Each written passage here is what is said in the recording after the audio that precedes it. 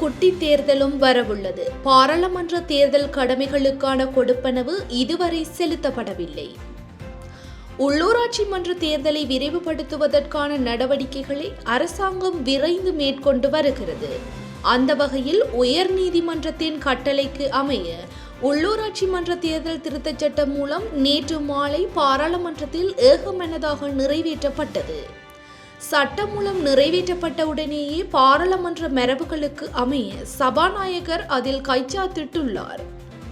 இனி தேர்தலுக்கான நடவடிக்கைகளை உரிய செயல்முறைகளை பின்பற்றி நடாத்த வேண்டியதுதான். இந்த பின்புலத்தில் கடந்த பாராளுமன்ற தேர்தலில் பணிபுரிந்த அரச ஊழியர்களுக்கான கொடுப்பனவு இதுவரை முழுமையாக செலுத்தப்படவில்லை.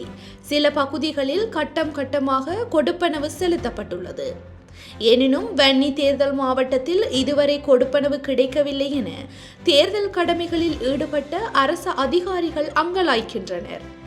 இந்த விடயம் தொடர்பில் தேசிய தேர்தல்கள் ஆணைக்குழுவை நமது டிவி செய்தி பிரிவினர் தொடர்பு கொண்டு கேட்டபோது, உள்ளக கணக்கு பிரிவில் ஏற்பட்ட தாமதம் காரணமாக பாராளுமன்ற தேர்தல் கடமைகளில் ஈடுபட்ட அரச ஊழியர்களுக்கான கொடுப்பனவை செலுத்துவதில் தாமதம் ஏற்பட்டதாக தேசிய தேர்தல்கள் ஆணைக்குழுவின் உயர் அதிகாரியொருவர் கூறினார். எனினும் இந்த வார இறுதிக்குள் அனைவருக்கும் கொடுப்பனவுகள் செலுத்தி முடிக்கப்படும் என அவர் தெரிவித்தார்.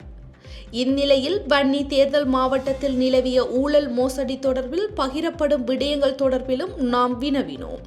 குறித்த சம்பவத்துடன் தொடர்புடைய அதிகாரிக்கு எதிராக ஒழுக்காற்று விசாரணைகள் முன்னெடுக்கப்பட்டுள்ளதுடன் தேவையான சட்ட நடவடிக்கைகளும் மேற்கொள்ளப்பட்டு வருவதாக தேசிய தேர்தல்கள் ஆணைக்குழுவின் உயர் அதிகாரி தெரிவித்தார்.